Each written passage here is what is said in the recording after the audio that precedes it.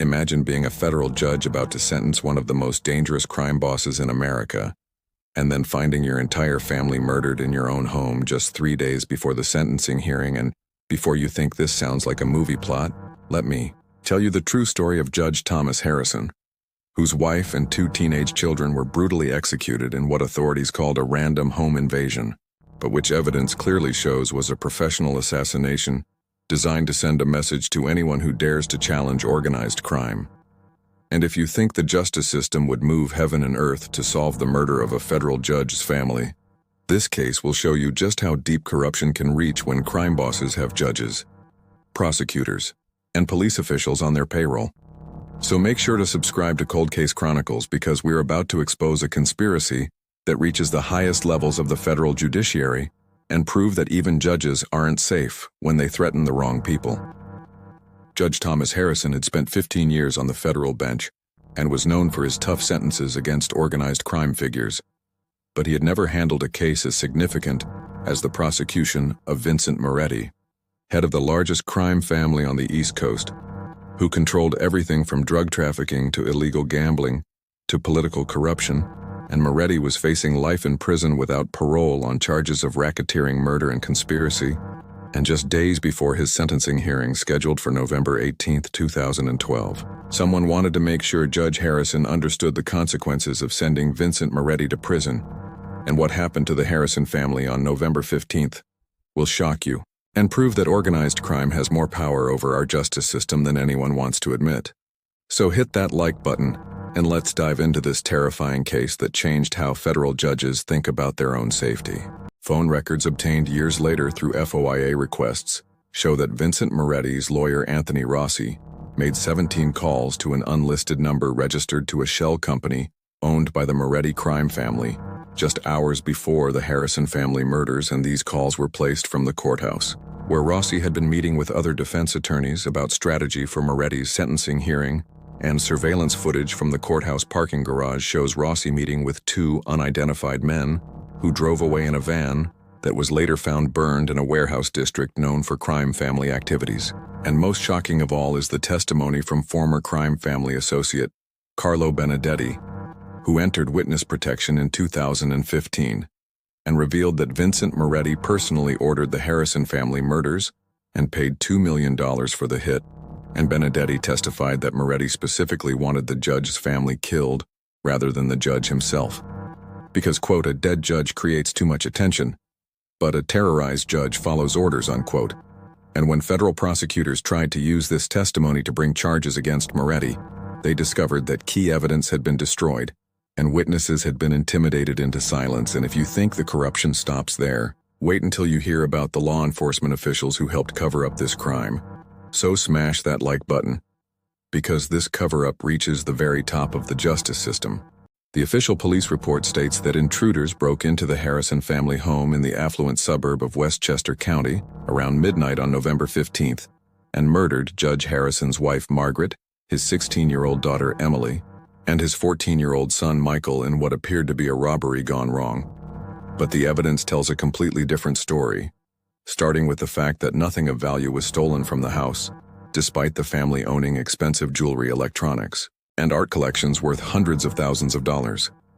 And the security system was disabled by someone with extensive knowledge of the specific model and access codes suggesting inside information. And most damning of all is the precision of the murders, which were carried out execution style with single gunshots to the head, indicating professional killers rather than random criminals. And the fact that Judge Harrison was conveniently away at a judicial conference in Washington, D.C., gives this crime all the hallmarks of a planned assassination designed to terrorize the judge without actually killing him.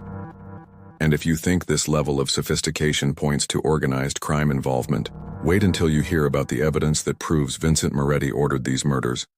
So make sure you're subscribed, because this conspiracy involves corrupt officials at every level of government. Today, Vincent Moretti enjoys his freedom, while the Harrison family remains unavenged, and Judge Harrison lives in constant fear, knowing that the people who murdered his family are still out there and still have the power to strike again. And the worst part is that this case is not unique, as dozens of judges, prosecutors, and law enforcement officials have been murdered or intimidated by organized crime, with the full knowledge and complicity of federal authorities who value their criminal informants more than justice for victims. And the Harrison family murders represent everything wrong with a system that protects criminals and punishes those who try to uphold the law, and the only way to change this system is to continue exposing these crimes and demanding that elected officials take action to clean up the corruption that has infected every level of government. And if this story has opened your eyes to the reality of organized crime, its influence over our justice system, subscribe right now and turn on notifications, because tomorrow we're releasing an even more shocking case about a prosecutor who was killed for refusing to drop charges against a crime family's drug operation.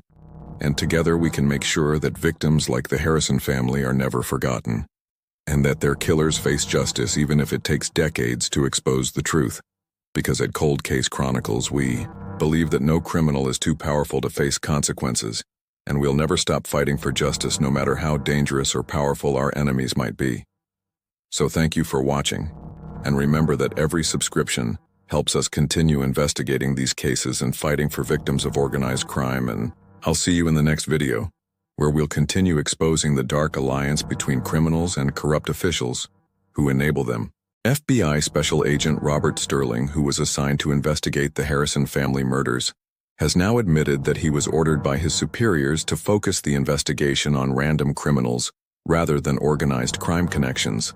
And Sterling reveals that when he tried to obtain wiretaps on known Moretti associates, his requests were denied by federal prosecutors who claimed insufficient evidence, despite overwhelming probable cause. And even more suspicious is the fact that the lead prosecutor in the Moretti case, Assistant U.S. Attorney Jennifer Walsh, received a promotion to a federal judgeship just 6 months after the Harrison murders, and during her confirmation hearing, Walsh refused to answer questions about her handling of the investigation, and phone records show that Walsh had multiple conversations with Moretti's defense team during the period when she should have been building the case against him.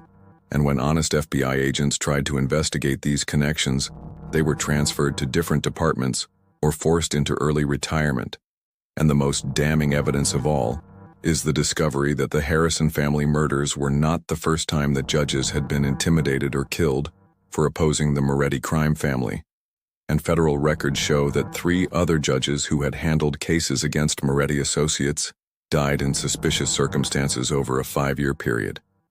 And if you want to know how deep this corruption really goes, the answer will make you question everything you believe about the justice system. So make sure notifications are turned on, because this story gets even more shocking. The most explosive revelation came in 2018, when retired FBI Director Michael Thompson admitted during a congressional hearing that the Bureau had covered up evidence of judicial intimidation and murder to protect ongoing investigations into organized crime.